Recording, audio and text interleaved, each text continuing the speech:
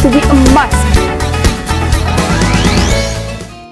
Assalamualaikum warahmatullahi wabarakatuh. Kembali lagi di podcast kedua Ya Bismillah dengan tema Mahasiswa Bidik Misi Berprestasi. Bareng saya Rica Rizkia, ditemani dua narasumber paling inspiratif dari mahasiswa bidik misi juga.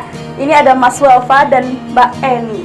Oke, sebelumnya kita kenalan dulu ya, biar kita katanya tak kenal maka tak sayang. Oke, Mas Wafa, nama lengkapnya siapa? Jurusannya apa? Alamatnya di mana? Nama lengkap saya Muhammad Nur Wafa Lutfi, bisa dipanggil Wafa. Saya jurusan PAI semester 6. Semester 6, udah tua alhamdulillah. Untuk alamat saya tinggal kalau sekarang saya domisili di Ponpes di Mantoro. Alamat saya di Karanganyar. Karanganyar tuh mana, Mas? Solo ya. Solo ya, jauh. Oke, Mbak Eni. Oke, kalau saya nama saya Eni Surya, bisa dipanggil Eni. Eni Surya. Ya, dengan sebut itu negara ya. Surya Ya, soalnya ejaannya beda. Oke. Kemudian dari jurusan bahasa Inggris, tadris bahasa Inggris, sekarang semester 7. Kalau Mas Wafa masih semester 6. Belum lulus. Oh iya. Semester 7 berarti ya, semester 7. Oke. Iya, alamatnya asli Salatiga, domisili juga Salatiga. Oh, Salatiganya mana? Nobo. Nobo. Where is Nobo? Gitu ya Mbak, bahasa Inggrisnya bener nggak? Yeah. Oh, Nobo itu mana? Nobo itu antara perbatasan Salatiga sama Kabupaten Semarang. Oke ya, jadi teman-teman, selama di Salatiga itu aku nggak pernah yang namanya ke Nobo. Mungkin besok-besok bisa diajak Oke, boleh ke deh, sana ya, boleh. Mbak. Oke, jadi kan namanya inspiratif, pasti punya prestasi dong. Dengar-dengar nih ya, kemarin itu habis ikut lomba.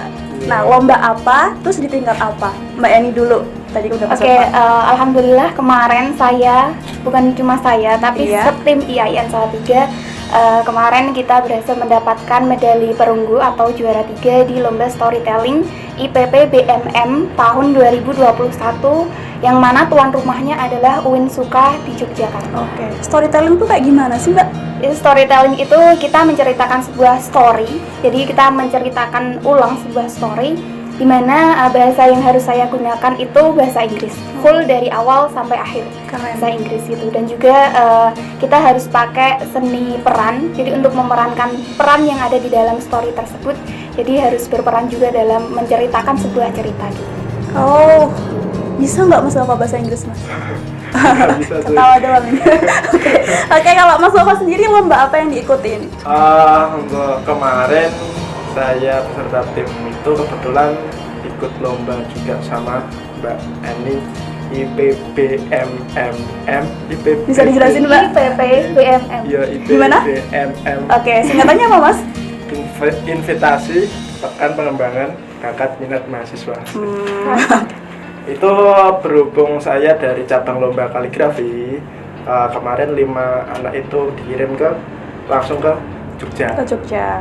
Kebetulan saya cabang kaligrafi yang digital seperti itu. Digital. Oke, bisa diceritain Mas kayak kaligrafi digital tuh yang kayak gimana? Ya, kayak kaligrafi digital itu ya kaligrafi biasa yang diolah secara digital. Mungkin kan teman-teman taunya kaligrafi tuh yang nulis-nulis di kanvas kayak gitu kan ya. Oke. Dan alhamdulillah kemarin cabang kaligrafi digital ini mendapatkan medali emas. Alhamdulillah, wih, medali emas loh, emas keren banget. Perunggu juga nggak kalah keren pokoknya.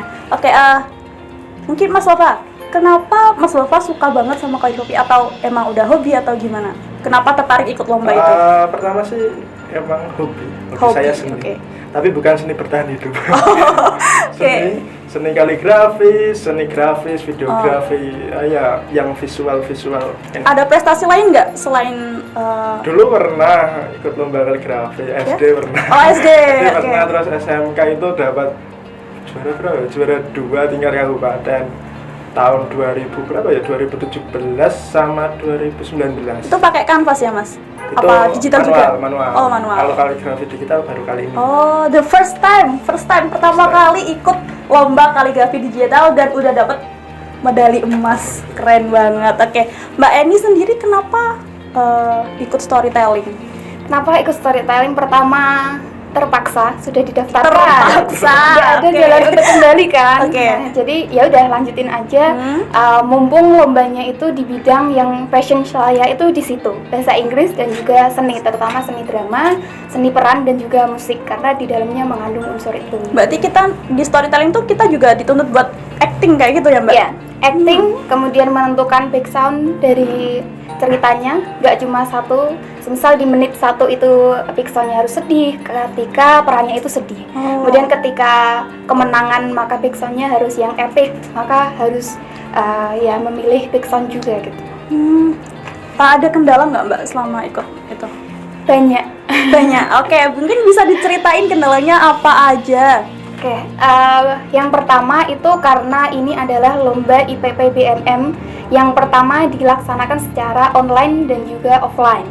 Dan banyak sekali cabang termasuk storytelling yang mana kita harus melakukannya secara online. Jadi 1 bulan pertama itu saya dan tim ya Insal 3 tentunya kita nggak tahu konsep sama sekali, apakah kita boleh take video di dalam ruangan dan harus menyiapkan suatu panggung, ataukah kita boleh untuk take video di luar ruangan dan apakah boleh diedit atau tidak. Itu masih rancu. Jadi itu kendala yang pertama. Kendala yang kedua yaitu manajemen waktunya. Karena technical meeting itu diadain 2 minggu sebelum batas pengumpulan akhir video. Yang mana 1 minggu sebelum batas pengumpulan akhir video itu adalah Lebaran.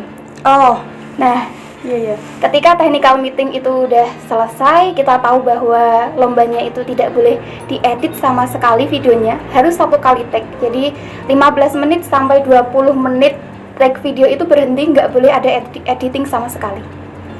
Dan itu saya dan tim CEC harus menyiapkan properti yang lumayan banyak dalam jangka waktu kurang dari 2 minggu. Kurang dari 2 minggu harus nyiapin semuanya ya Semua Mbak ya? properti Tapi alhamdulillah terlaksana.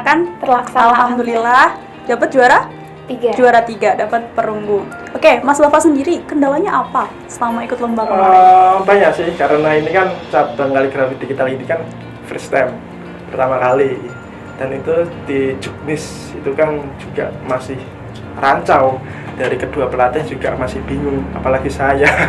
Belum pernah ya? Belum pernah mengikuti. Nah, kemarin itu juga saya explore sendiri kaligrafi digital itu apa. Saya cari informasi di internet, di YouTube. Terus saya belajar cara membuat kaligrafi digital itu bagaimana, aplikasinya apa. Nah, itu di situ karena udah ketika kejelasan itu jelas ketika sudah melakukan TM, technical meeting. Nah, TM itu dilakukan 1 hari sebelum pelaksanaan.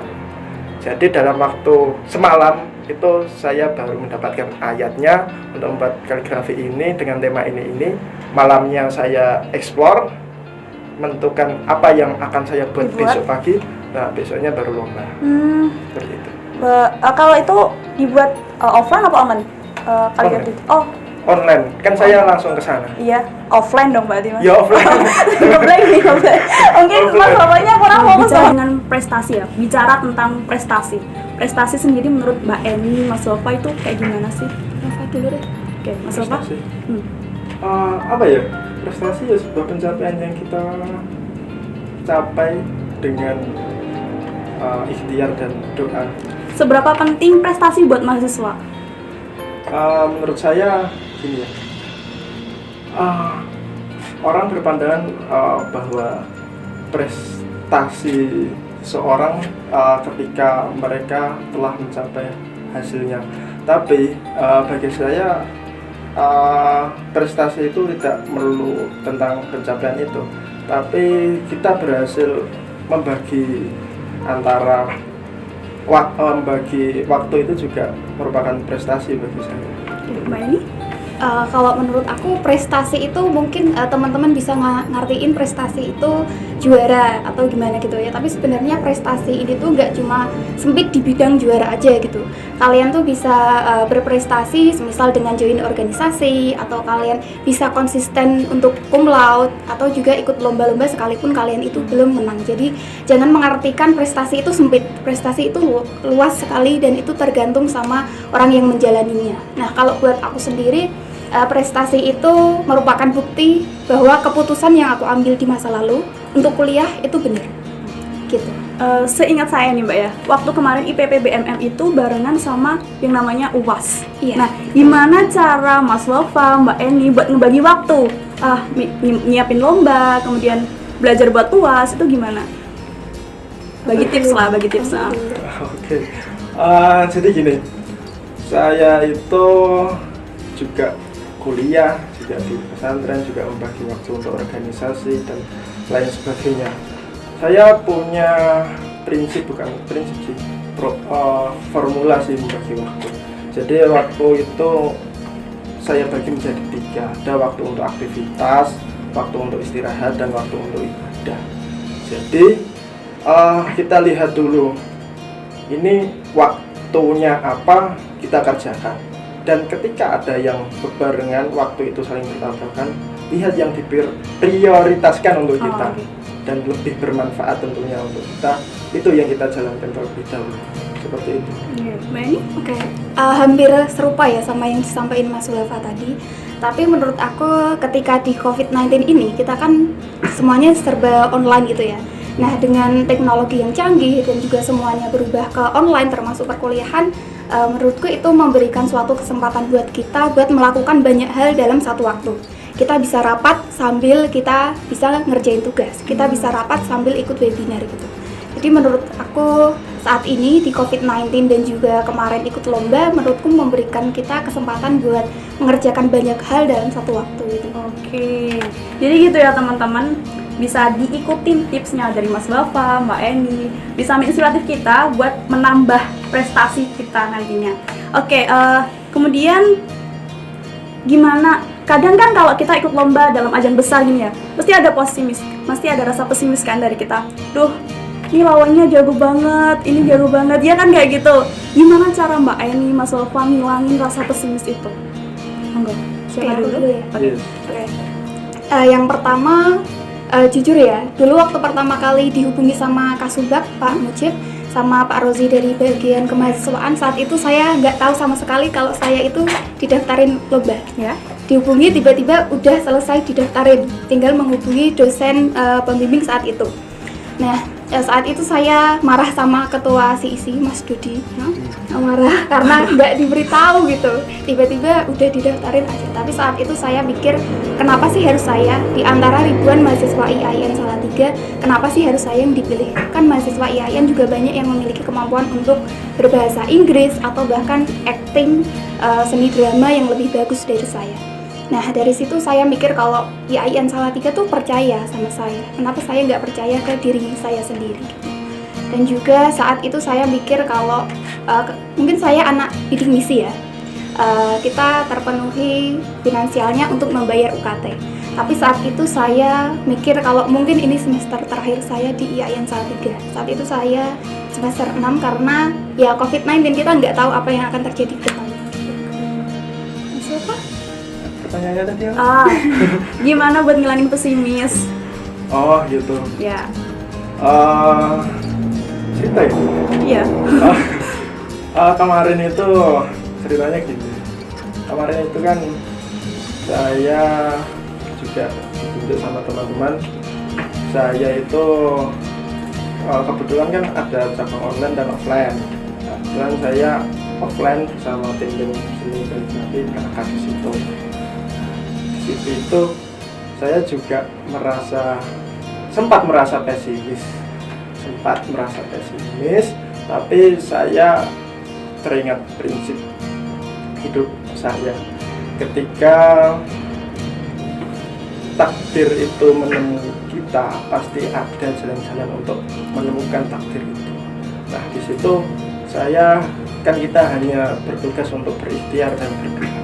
Nah, di situ kan dengan segala kondisi keterbatasan, di situ saya maksimalkan mungkin. Di Jogja itu yang lain jalan-jalan, di situ saya latihan, kemudian fokus untuk satu tujuan itu, dan alhamdulillah diberi kesempatan untuk mendapatkan juara. Alhamdulillah. Jadi ya teman-teman, nggak ada halangan buat kita mencoba hal-hal baru kayak gitu ya, Mbak. Oke, mungkin Mbak Eni sama Mas Wafa bisa ngasih motivasi buat teman-teman yang ada di rumah yang nonton video ini. Semoga mereka membuka mindsetnya biar bisa mengikuti jalannya Mbak Eni dan Mas Wafa gitu. Mbak Eni dulu. Rebut apa saya dulu? Oh, saya nggak punya prestasi. belum. Oke, Mbak Eni? Oke, kalau aku ya buat teman-teman semuanya, terutama mahasiswa, juga buat diri saya sendiri, saya tahu kita semua itu berjuang, tapi emang caranya beda-beda gitu kan. Ada yang berjuang untuk kuliah dengan jauh dari orang tua, ada yang harus bekerja dan lain sebagainya. Tapi buat kalian yang sudah berjuang, jangan pernah buat perjuangan kalian itu sia-sia. Jadi manfaatkan waktu kalian 4 tahun di IAIN Salatiga ini buat mencapai jati diri kalian yang terbaik dari diri kalian gitu. Mas Wafa? Kalau saya nggak bisa sih beri pesan. Oh, iya. Cuma gini ya, kalau saya prinsip hidup lakukanlah apa namanya, bagilah waktu dengan baik. Itu aja. Oke, jadi teman-teman, dari Mas Wafa dan Mbak Eni kita tahu bahwa hidup itu nggak semudah yang kita bayangkan gitu. Mungkin lewat jalan sini kita dipermudah, tapi jalan terus nanti pasti juga bakal nemu kesulitan gitu. Kalau udah kesulitan, terus kita jalan terus lagi, kita bakal nemu kemudahan. Seperti itu. Oke, untuk podcast kali ini mungkin kita cukupkan saja. Terima kasih buat Mbak Eni dan Mas Wafa yang udah membagikan motivasi kepada kita semua. Semoga teman-teman mampu menerima. Dan pokoknya kata itu, yang baik-baik diambil, yang buruk-buruk dibuang. Sekian, terima kasih. Ya bismillah, do the best, don't feel the best, always do the best. Yes, we can. Assalamualaikum warahmatullahi wabarakatuh.